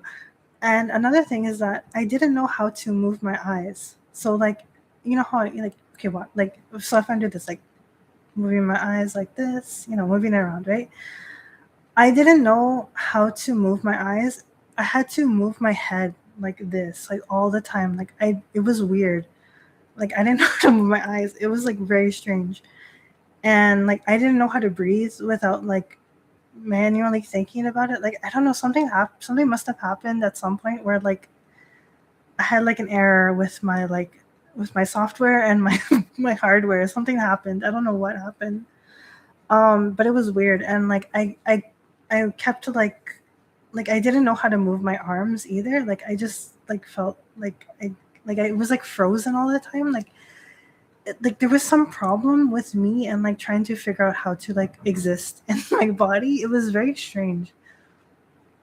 It was like a really weird childhood. And I remember another time when like I have this vague memory in kindergarten where I scared the teacher because like I kept like swallowing my saliva because I didn't know to just like how to just exist with it. Like this sounds weird, I'm sorry, but it's true. And I scared the teacher because she was like she didn't understand why I was being so bizarre. And she was like, "What's going on with her? What's going on with her?" And then she called my mom and she was like, "Is she okay?" And I was like, "Yeah, she's just like that." And I'm like, and it was so weird. I don't know, it was weird. I can't explain it to this day. But so this is all related to what's gonna happen in the story. So as you can imagine, this affected how I was able to swim and like learn how to swim because I couldn't comprehend how to do like the basic like swimming things like wade in the water or like swim forwards, swim backwards. Like I literally could not comprehend like how to use my body in that way. So that's why I was like really behind in the lessons.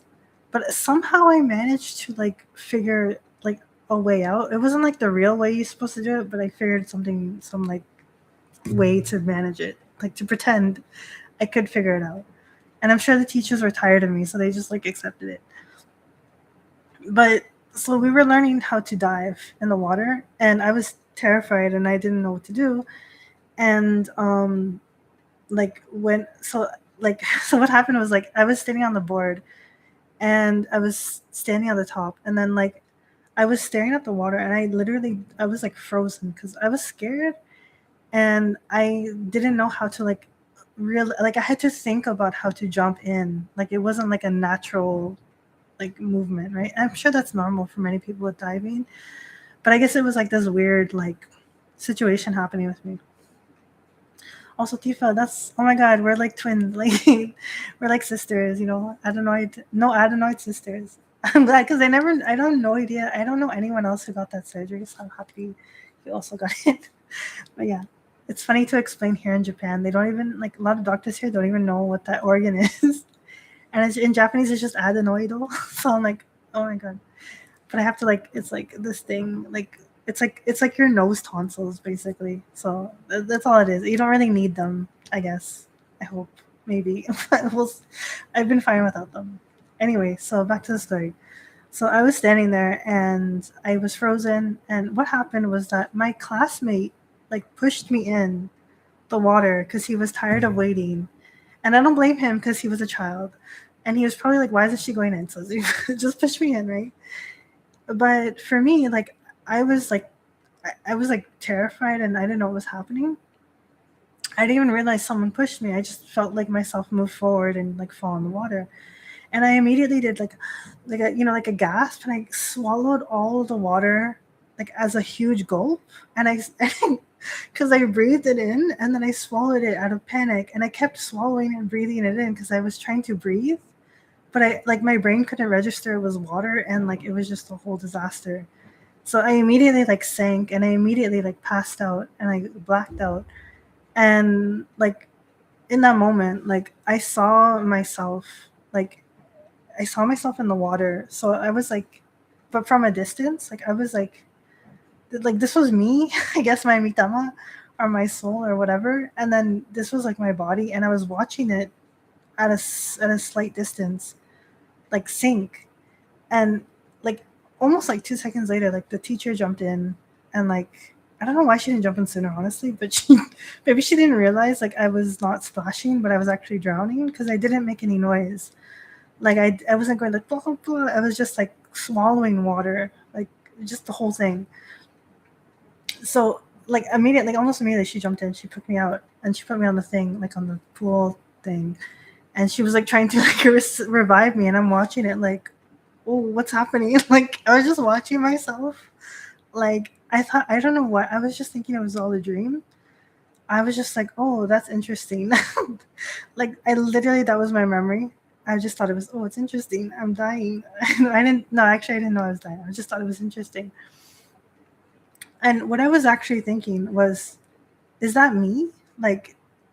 Is that me? Because it looks like me, but I'm here. So like I was genuinely confused.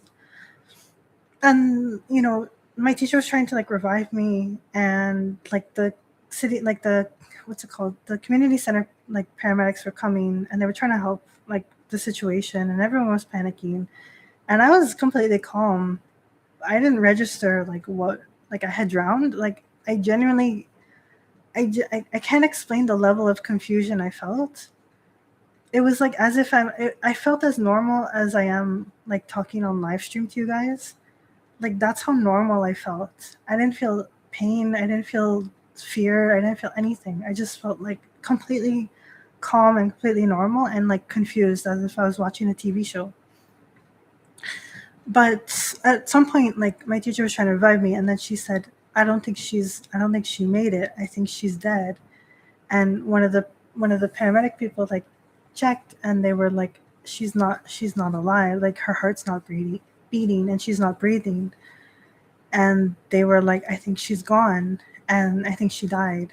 Well, I don't know what they said exactly. I don't remember, because when they started to say that, I started to get really angry, and I said, "I'm not dead." I said, "I'm right here. I'm right here." And I was like really insisting. Like I remember how angry I felt. And I kept saying, "I'm right here. I'm right here. Why can't you see me? Like I'm right here. I'm not dead. I'm like literally here." And I kept saying that over and over and over again until I got so angry. Like I felt myself getting so angry that I like woke up in my body, and and then I started like coughing up a whole bunch of water, and like my ribs are still messed up to that to this day. Like my rib cage is like all messed up, and somehow I didn't experience brain damage, thankfully. But it was really scary. And then when I had come back, and when I had like vomited up all the water and like coughed it all up, I think I still ingested. So I don't know what happened. It was a blur. But at that time, I was just like so shocked, the fact that like everyone thought I wasn't there when I knew I was there, like without a doubt. And that moment was like very impactful for me. And it it changed something in me, I guess, like since that time. And I didn't see any like white light or like God or like Jesus or like any deities. It was just me, and me being angry. um but like it was so weird. And I was, after that moment, it was like a blur. I was just, because I was trying to process what just happened. Like I couldn't like I genuinely couldn't understand what happened in that moment. And I remember just sitting on the bench, like wrapped up in a towel, like just trying to understand what that was. And I honestly still don't know what that was. um but I just remember my feeling. Like I remember my feeling the most, because I remember how angry I was, because everyone, because first of all I was like, that's not me. This is me, that's not me.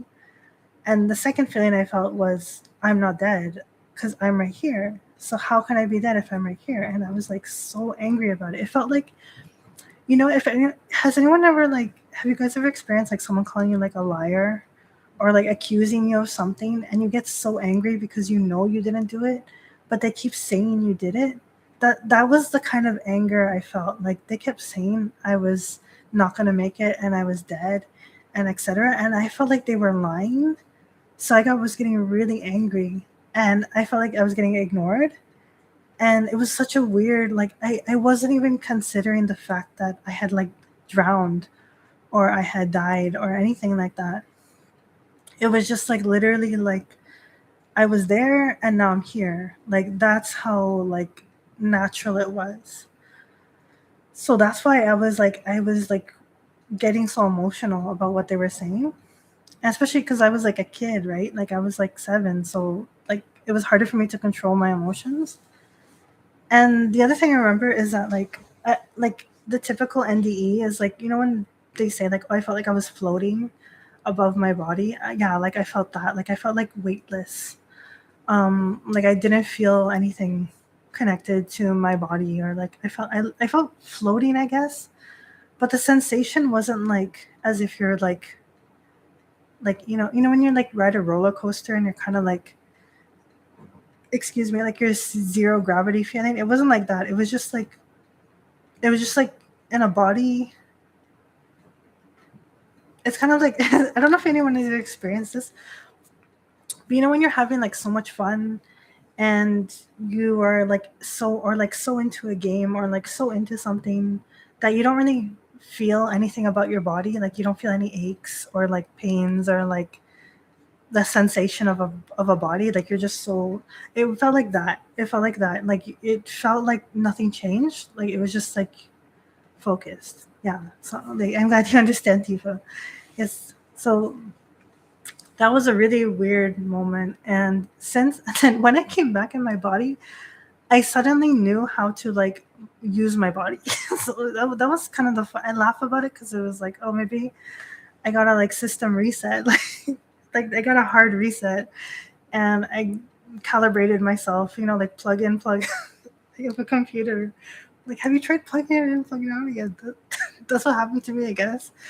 But since that moment, like I was able to like move my eyes and like breathe somewhat normally. I'm still kind of messed up on the respiratory sense, like since that moment, but that's okay because I can like breathe pretty well. Um, but yeah, I was like, and then I knew how to like move my arms and like move my body and like figured out how to swim. So it was really weird, and I don't know. I guess that moment in my life kind of drove me to trying to understand like the relationship between like the concept of a soul or mitama plus your consciousness plus your body, because I know what I experienced and it was weird. I just cannot explain the like mechanism behind it, but there must be something about it. And I don't know if it was like really like I don't know if it was really like a biological thing because I did not feel like anything connected to my body, and I was just like immediately out of it, like outside of my body. So like I don't know, like there was no like sensation within my body that I felt like, you know what I mean? Because some people say like the white light might be like a flash of chemicals or like photons, etc. Like I can see that, I guess, because when I close my eyes really tight and you're in the dark, you can see all the like little flashing lights and the like the photons, right? So maybe I can kind of see that, like death at the moment of death, like the chemicals released, etc. But I cannot find an explanation for like what that was.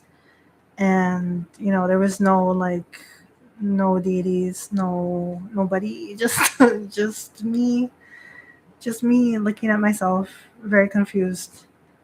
And then I got the system reset on my body. I don't know.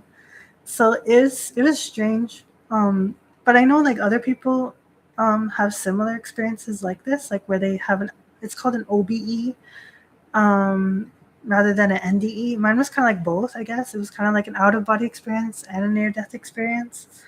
Um, so it was like both, and I don't know, like I don't really know what happened, but for me personally now, like I just believe my mitama-sama just got like it just got thrown out of the body, and it was my mitama watching my body, and that's why I didn't recognize the fact that I was like dead or I had been close to death. I don't know.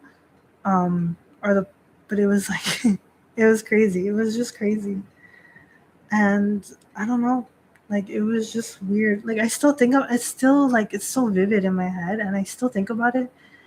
And like the funniest part was like after that whole ordeal, um my mom just picked me up from the community center like normal, and I tried to tell her what happened. And she was like, "What?" She's like, "You drowned?" She's like, "No." She's like, "No, I think you just had a moment." I'm like, "Mom, it happened." She didn't listen. And I don't know why, like nobody, like because she waited in the parking lot. She didn't really like come out, like come into the community center to talk to anybody. And maybe they were like scared of like getting in trouble. I don't know. It was the 90s. So I don't really know what happened because I was just so like shook. Like I was just so like shocked at what happened, and then and then I ate chicken nuggets after from McDonald's because my mom was like, "Are you hungry? Let's go get McDonald's." I was like, "Okay." And it was like a normal day, like as if nothing happened. But I had to just like process this whole situation, um, as if like just going on with life. Like that's just life, right? So there was nothing really dramatic after that, um, but like moving forward, like in the days after, I had like issues with like weird, like I felt like pain in my ribs, like sharp pains here. And so I went to the doctor, and then the doctor was like, "Oh, do you know this problem, etc., etc." Then I told my mom, and then she was like, then it was a whole situation, but it went on like normal, right? So it was weird. Oh my god. Oh, can I read the comments? Hold on. Tifa says, "I get that. I have issues too. I, de- I, oh, I see. I died a bunch when I was born, so I don't remember the OBEs, but I've always been fascinated by this kind of stuff. Oh no, Emma, I'm glad you're here. I'm sorry you had to go through that, but I'm glad you didn't remember it. But I'm glad you're here. It's so scary. Like I swear, like it's so fragile. Like life is just like literally like it's either like somehow people survive crazy things or like somehow you die from like the most random thing. Like there's no in between. I swear. Um, but I'm glad you're here. But it's very weird. Michael says, and that's how I found out it's me. I'm the deity. Yeah, it's exactly like I'm the Mitama no Kami. Maybe that's why. I don't know. Honestly though, and you know what? Sorry to go back to that. I kind of resonated in Konko Faith and like Shinto about it because like in like our belief, like the 50 days after someone passes away is like they're kind of like orientation of becoming a Mitama no Kami. So like they don't really know how to be a Mitama no Kami in the first 50 days. It's kind of like they're getting used to their life as a Mitama no Kami. And to kind of like guide the Mitama that to like tell them like, yes, you passed away. Yes, you're a Mitama no Kami-sama. Um, Now you're gonna have to like go through the process of becoming a Mitama no Kami. And that's why during the 50 days, we pray the Shinrei Haishi, which is the new Mitama spirit prayer. So it's kind of like orientating the person who passed away to their new life as a Mitama no Kami. So I think if I actually died, I would have needed that. I would have probably needed like someone to tell me that I had died and I'm a Mitama, and I'm gonna live a life as a Mitama from now, and like I'm gonna join all the other ancestors. Like I would have probably needed that because I couldn't comprehend that like I had died. Like it did not make sense. Like it would be as weird as you telling me like I'm purple right now. I'm like I'm not purple. What are you talking about? Like it sounds that like the level of crazy and like nonsensical it sounded to me was like that level. Like someone telling me like, "Oh, you're purple," or like you have wings growing out of your back. I would have been like, "What?" Like it makes no sense.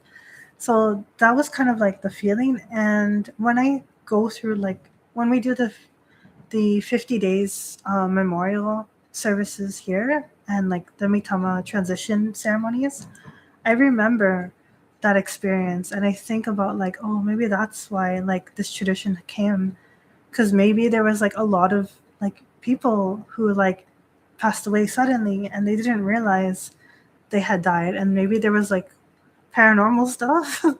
Because I don't know, if I thought I was still like alive, maybe I'd suddenly be a poltergeist. You know what I mean? So I don't know, but I felt that ceremony and that tradition like resonated with my experience. So I'm glad that Konko Faith does it because I feel like it matches my like what happened to me. So yeah. Tifa says, my mom also got me McDonald's after I got an MRI and learned I am allergic to contrast dye in the 90s. Oh no. Oh my gosh. That's so scary. But yeah, McDonald's in the '90s, gang. Yeah, it was like that back then. I don't know. This was like how what even I don't even know how old, what year was this? The year that this happened. Let's see. I was born in 1993, and I was 7 years old. So that happened. Okay, it wasn't the '90s. It was like 2000. It's the year 2000. So this was 26 years ago. But I remember it like it was yesterday. So it's crazy how it stays in my memory too. But like even though that happened to me, I don't know if it will happen to me again when I die, like the next time. Okay, knock on wood. Like, you know what I mean? Like when I like age ideally and I'm going to pass away, um, I don't know if the same thing will happen to me or like something else will happen or like an ancestor will come or like a deity will come or something. Like it might change too, right? So like even though I had this experience, I feel like the possibilities of what can happen are also like endless. So I feel like even though I had this particular experience, I feel like it can be super different for everybody. And I don't know why, but I feel like it could be like it's not like the same thing all the time. And I don't know why, but I just kind of feel that.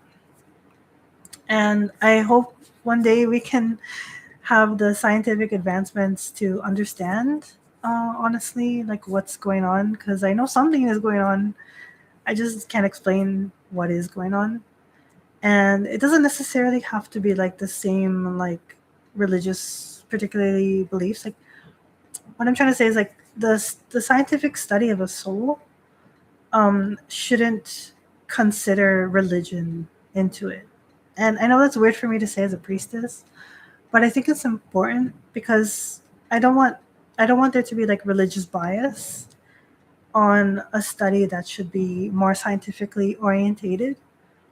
And I don't think proving the existence of like a soul um like demeans or like lessens religion or like the concept of God or like deities or anything like that. I think that whatever we find out about the soul doesn't necessarily have to say anything about religion or spirituality. I think those two things can remain, like, one can remain a more spiritual mystery, and one can get to a point where we understand that there's that consciousness persists beyond the body, but it doesn't have to like get into beyond that. You know what I mean? I feel like if science can get to a point that explains how there is consciousness in terms of whether that's in a human body or something else, and just kind of like close it up there, I think that's pretty good. And it doesn't have to go deeper into like religion or God or like et cetera, et cetera. I think that at least this is one area that can be understood scientifically, and it doesn't have to cause controversy with like the Vatican or like whatever or like anything, right? I think it can exist, um scientifically understand it, and I think it could alleviate. I think it's beneficial because it could alleviate a lot of people's concerns, I guess, about death and dying. And it's not to say like there could also be situations where consciousness does not persist after someone's death. There could be a situation where the person's like identity or spirit or mitama, like they just don't exist after the flesh. And I wouldn't know why or how, but I can accept that could be a possibility because there could be multiple variables to this and multiple levels. So I think it's good to keep an open mind as well. Like like for example, like maybe some people's consciousness like lingers or like stays, like what happened to me. Or like maybe someone's consciousness becomes unidentifiable and goes somewhere deeper into the world or the universe. and it looks like it stops existing, but we don't know. Or like it could just completely stop existing and like return to like the whole of matter, or like return to the earth or something, or return to the ether. I don't know, right? Like it just disperses. Like there could be multiple situations, and I'm inclined to believe it's more complicated like that, simply because the way like nature works, like the way the universe works, Kamisama works, is that there's never like one specific like way of something done or like something happening. There's always like multiple complex variables and like situations and like variants that happen for all sorts of natural phenomenon. So I don't think this would be any different or like supernatural. I think it would be following that same natural rule and pattern. So that's probably why there can be like different situations, and different like moments and etc. So I don't really know, but I hope like someday that there will be some research into it, um, but not in the man-made horror way where like we're uploading ourselves to computers. I prefer that doesn't happen, but it's out of my control, so who knows? Excuse me, sorry. Like, see, that's another thing. Like, I have issues with like breathing, and like it's crazy. Like, with like not only the anemia, but like the stuff going on with my respiratory system because of the drowning and like my rib cage and etc. And it's like this body has been through a lot, but still kicking. There's like but it's just little things. Like it's okay. Like I shouldn't complain because like I manage, so I'm thankful for that. But yeah, sorry, this live stream went crazy. Like there were so many things that happened, so many stories. But I'm really glad that we could talk about it. And yeah, and Diva says mine was in 1996. Whoa, yeah, I was only 3 years old at that time. Yeah, so so weird. I think I'd also like to figure out like I don't know, aging, like what causes aging, and like we know what causes aging, but I mean like like there's a lot of things too about the world to discover and find out about and be interested in to learn. So yeah, like I always say, like we don't know how much we don't know. So always keep an open mind. Just try to like observe the world, like be observant, keep an open mind. Anything is like there's a potential for anything. um and yeah, just being aware, like even though we have a lot of knowledge now, um there can be like a whole huge more vast amount of knowledge that will appear in the future. So yeah, we just try to keep going forward and hopefully humanity chooses the option to evolve ourselves and learn instead of like destroying ourselves, because yeah, I hope so many things are about like people especially people in power focus on the wrong things. And maybe this is a discussion for another live stream, but a lot of people are focusing on like like lookism, like how we like look appearance wise, and of course it's good to take care of yourself and express yourself. But I feel like there's a lot of like toxicity in that sense too. Like I saw a post where like people are like they're like, I don't know, they're like, I have a line on my face and it makes me hideous, and it's like, it's okay, like everything's gonna be okay if you have oh no, sorry, it was like the line on your neck, and it's like completely natural. There was like an ad I saw in Japanese, and it was like, buy this cream to erase like this very faint line on your neck, and I'm like I think it's okay, like like I understand wanting to look like freshened up, like maybe look less tired, look a little brighter face. But why do I have to erase a line on my neck? Like it's okay.